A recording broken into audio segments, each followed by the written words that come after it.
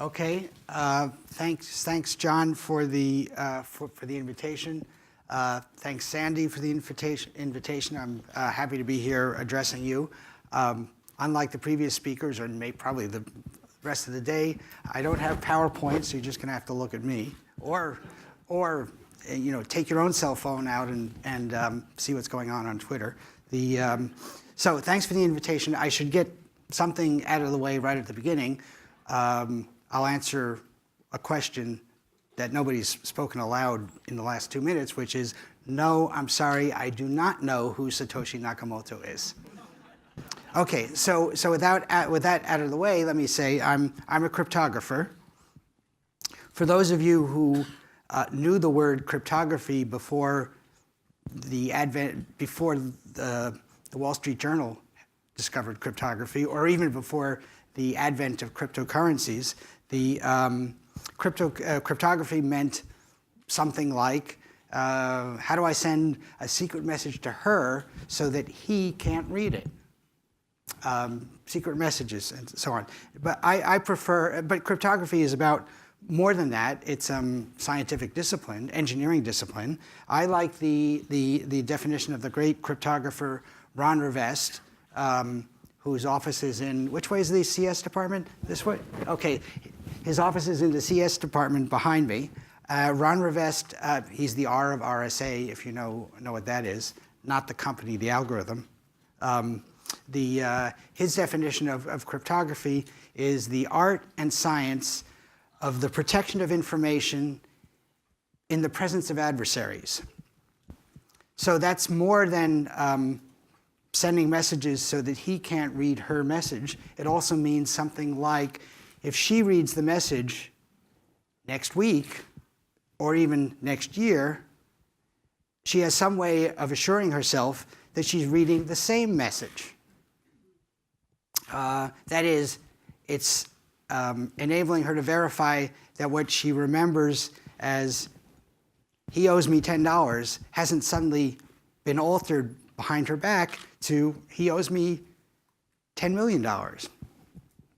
Though she might prefer that, whoever she is. So before I go any further, everybody here, we all stand on the shoulders of giants.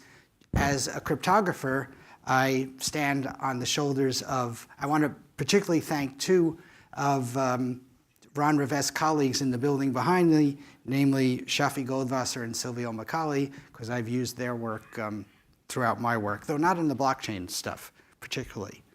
Though Ron, I'll say something. So, a quick digression.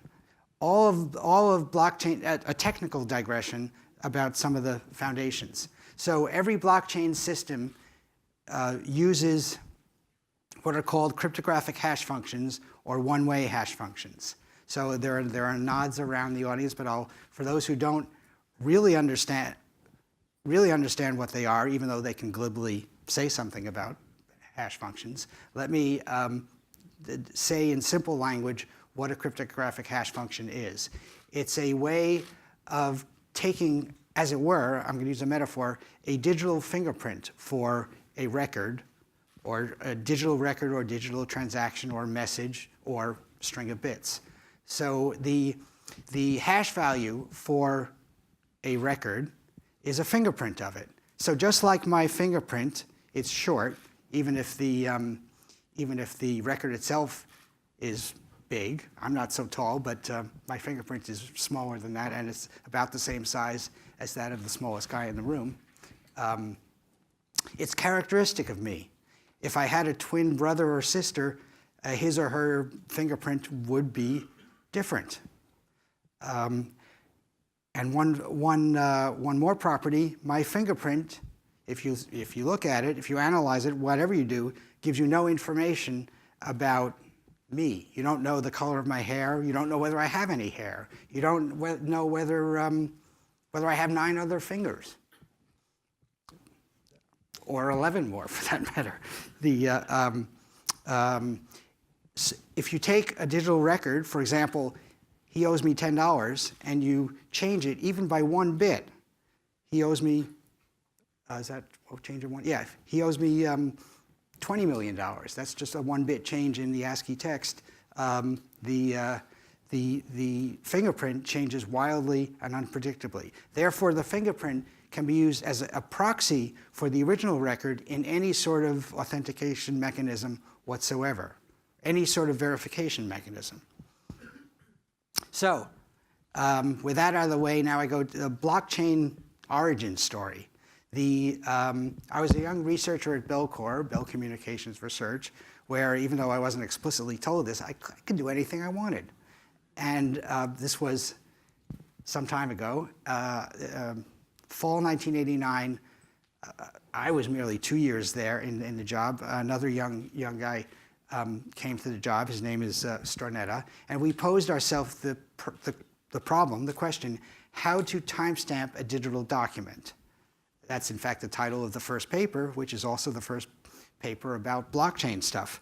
Now the obvious answer to that question, and I am not a patent lawyer, I've never wanted to be a lawyer. Obvious there does not mean anything in the patent sense of the word. Sorry.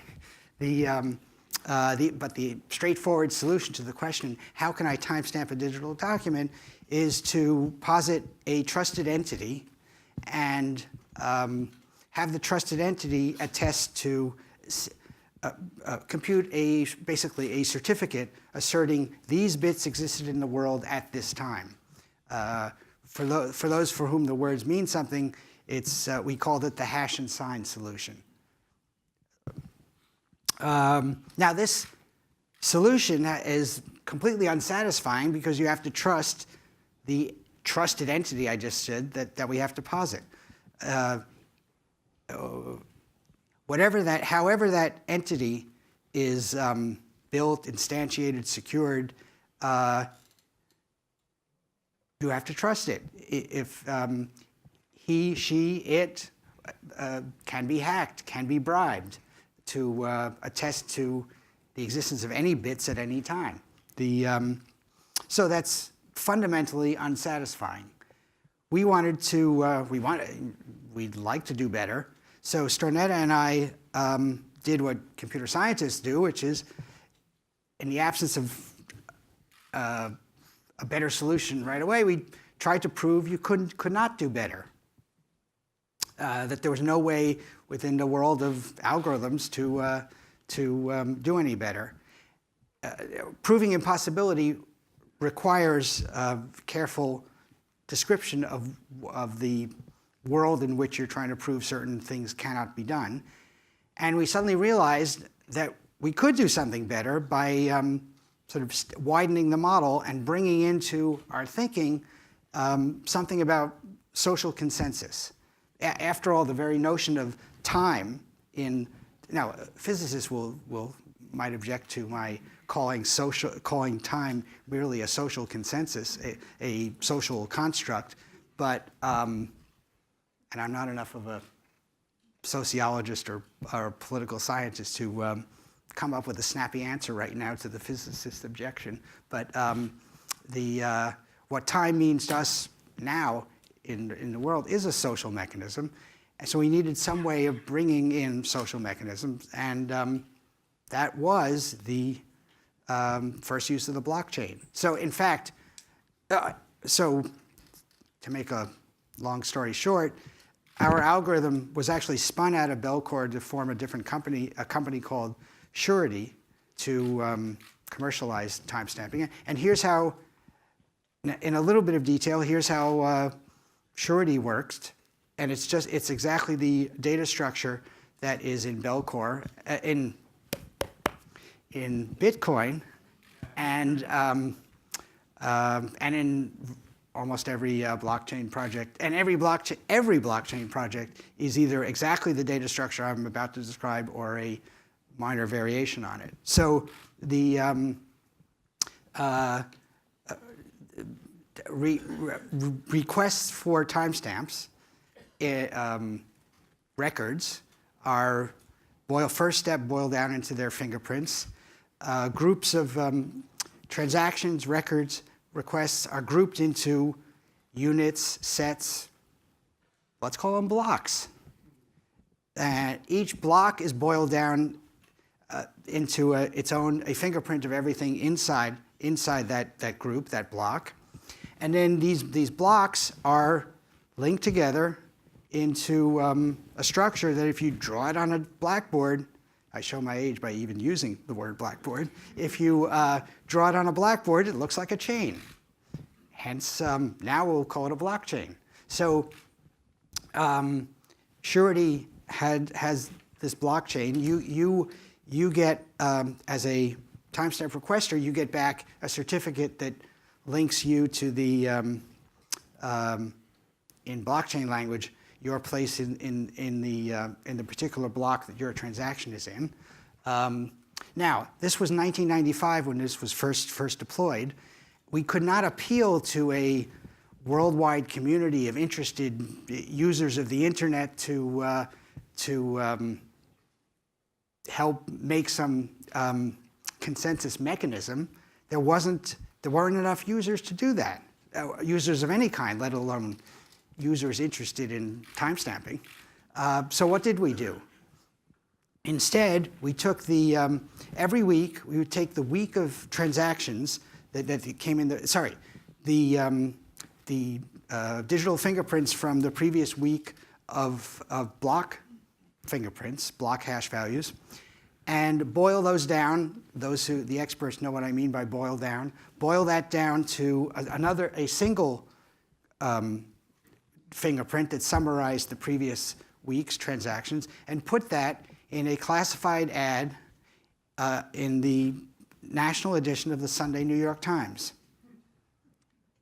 So that's a widely witnessable digital fingerprint that depends on the entire previous history. Now, I happen to have here the New York Times from a week and a half ago. This past Sunday I was out of the country, but anyway, here's the New York Times as it was delivered on paper to my apartment in New York. So Surety's still doing this. This publication for social consensus of a hash value has been running continuously since 1995. Blockchain begun some years before the word entered the English language. So anyway, here I take the paper. Sorry, I take the paper. I'm old enough. This is the Subway fold. And here at the bottom of the page is a hash value that summarizes not only the timestamp requests received by Surety from the week before, but in fact, every bit of this hash value depends on every bit of every timestamp request received by Surety since 1995. Here, I'll pass it around. Thank you very much, Stuart Haber. No, it's not. There's more. Oh, yeah. So the main point of, so I came here, you like provocative stuff. I haven't said anything that's new to anybody who's been working in this space. I'm here, though, to scare you, because these, the magical properties of cryptographic hash functions, these fingerprints, depends on it being hard to manufacture two different documents. For example, I owe you $10 or I owe you $10 million. The computational difficulty of finding two different documents with the same fingerprint. We, in fact, don't know that any of the hash functions in use have this property. So to make an analogy with a different field of science, engineering, we all feel completely secure sitting here one floor underground with several stories of heavy metal, plastic, who knows what things above us. We feel completely safe that failing a direct hit by a missile on this building, which of course is perfectly thinkable, but short of that, we feel safe here. This building was constructed according to scientific and engineering principles that we know to be true. The fact that certain hash function designs, certain cryptographic fingerprint function designs, in fact, have these magical properties that nobody can find two different records that have the same fingerprint is, in fact, something we do not know at all. So in fact, that's true of most of cryptography. When it comes to what we really know in the way we know the engineering principles here are sound, I'm reminded of what the great Hollywood screenwriter William Goldman said about what his industry knew or knows, and of course this is still true, what his industry knows about which movies are going to be big hits. As William Goldman said, and this is a famous quote in that industry, nobody knows anything. We don't know cryptographic algorithms have these properties, but all is not lost. I am, in fact, working on a blockchain project it's called Audit Chain, meant to bring the cryptographic security to the audit of business records in the real world.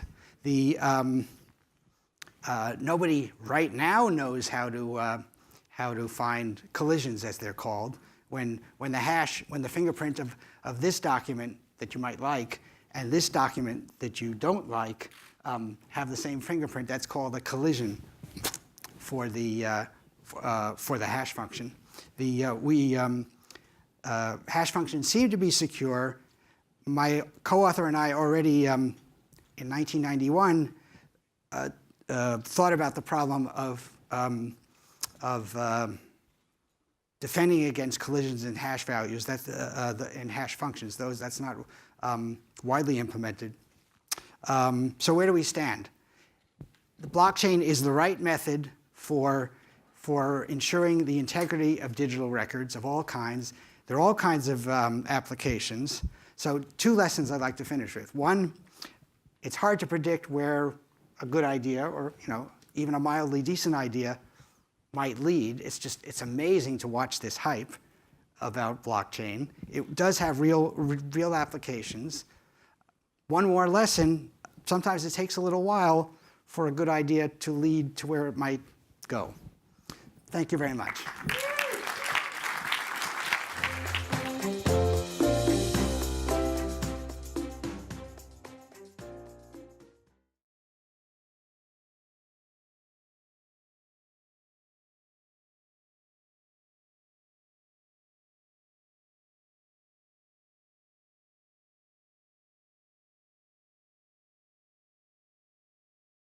So Endor is an MIT spin-off. It is based on my research during my postdoc together with Sandy. We started the company some 3 years ago. Our leading investor was Eric Schmidt through his private office innovation endeavors. And the product that we developed enables companies that have a lot of data to take their data, connect it to our solution that is completely cloud-based, and start asking predictive questions. Anything that they can represent as an example. Here is a group of customers that did something. Tell me who is going to do the same. And the nice thing is that it is not designed for data scientists, but for business people, business users, marketing managers. They can use our solution to very easily, literally in a few minutes, build a predictive project, click a button, wait half an hour, and get a result that in many cases is going to be even more accurate than what their internal teams of data scientists would produce working on the same project. Now, there is even one more nicer element to the technology, is that it runs on fully encrypted data. We never look in the content of the data. We don't need to clean the data or featureize it.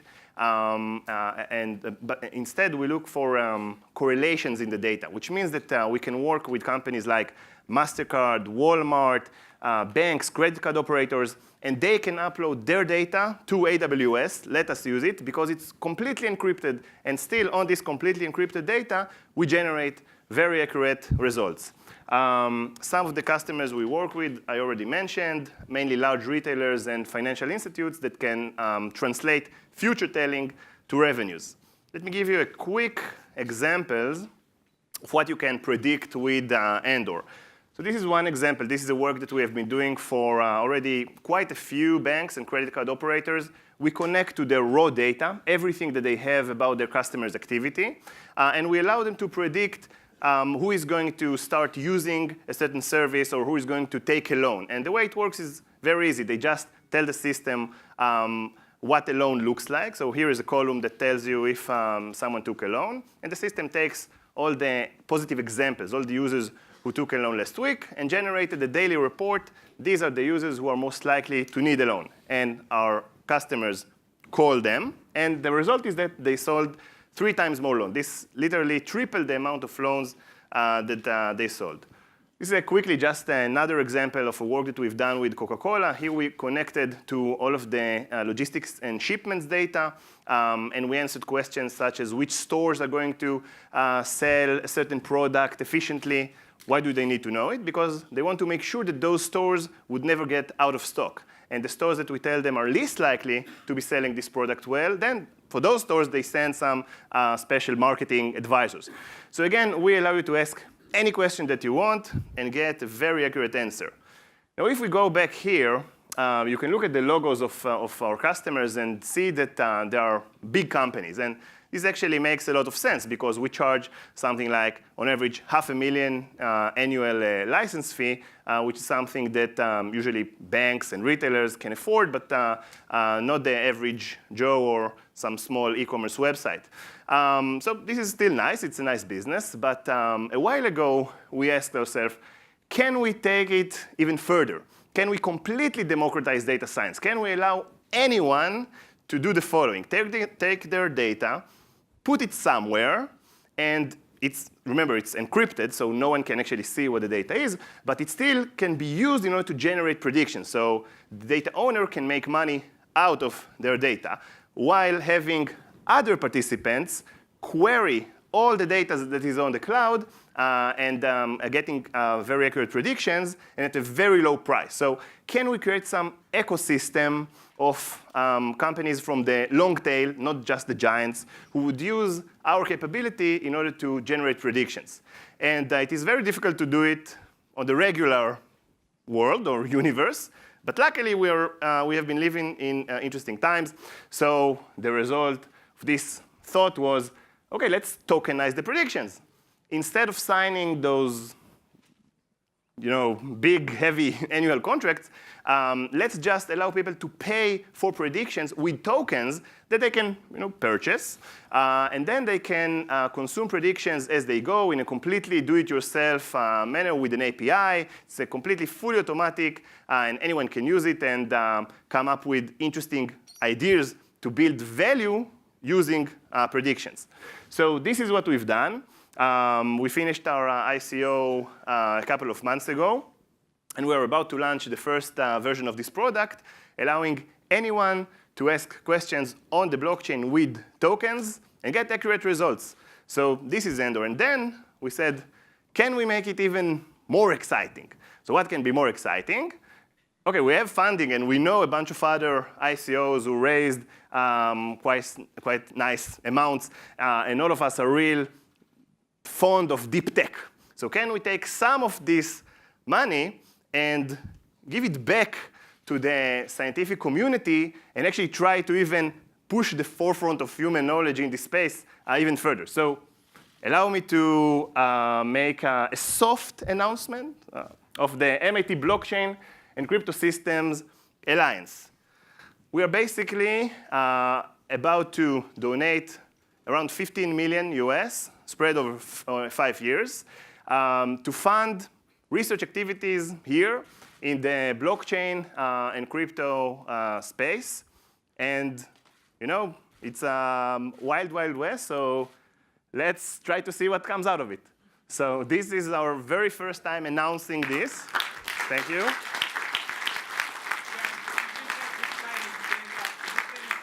$15 million to this effort. Oh, wow. Thank you, thank you. And we invite all of you to join in whatever shape, way, or form you can. Thanks. Yaniv, thank you for supporting Professor Pentland's vision, and I think a lot of good things will come from that. And that kind of money can trickle and impact a lot of things and may touch some of you. Is the CEO of Forbes here? Here, stand up, stand up. So the business side and the editorial side report to you, right? Yeah. Is that newsworthy? Well, you see, we've quoted him right there. I know, but you're saying that Sandy's one of the 7 top data scientists in the world. That's not about this announcement, but so it's something to think about. You should call your writers. That's a big story. Yeah, but yeah. So Yaniv, thank you for that. I hope that doesn't change the dynamic of which table you go to in the next block. So can you play the video real quick? It's a 13-second video. So speakers, if you could head out to the tables. Yeah. Oh, and Sandy is going to kind of summarize and kind of give some perspectives. Ladies and gentlemen, Sandy Pentland. Hi there. Yeah. So thank you, Yaniv. Also, you're going to participate too, right, Guy? Okay, so we have 2 who are participating in this. So the idea is that we've had all this hype around blockchain. We've had a lot of hype around AI. But actually, from a technological point of view, those are very unfinished sorts of technologies. They're very simple. They're new. I shouldn't say simple, but they're not what we could really do.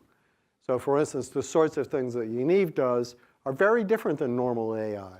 The sort of thing that Guy does is based on some stuff that Stuart did for his thesis, but which is beginning to reach maturity now, where it can be a practical way of dealing with data with never decrypting it, which in this world is immensely important. And so we're at a point where actually things that we think won't work, things that we think are impossible, are now possible. You can encrypt data and still compute on it. You can share data safely. Those are so ingrained into our thinking that those are impossible that it really changes the discussion to realize that they're not. What else is out there? Well, there's probably lots of things out there that will change the discussion. The group here talked in the morning, a little earlier, about a different way to think about economics and value that can account for this strange phenomena of these distributed things that are not backed by assets having billions of dollars worth of value. What's going on there? Well, we need an economics that is not about rational individuals, but about the social fabric and the value of the social fabric. So that'll just leave you with some things to sort of chew on. And I think that's going to be the focus of what we're doing is how to think about taking the impossible, making it possible in the service of a better society. And you guys are going to tell us what the better society thing means.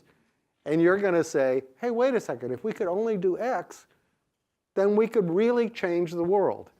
And that gives us marching orders for figure out how to do X, right?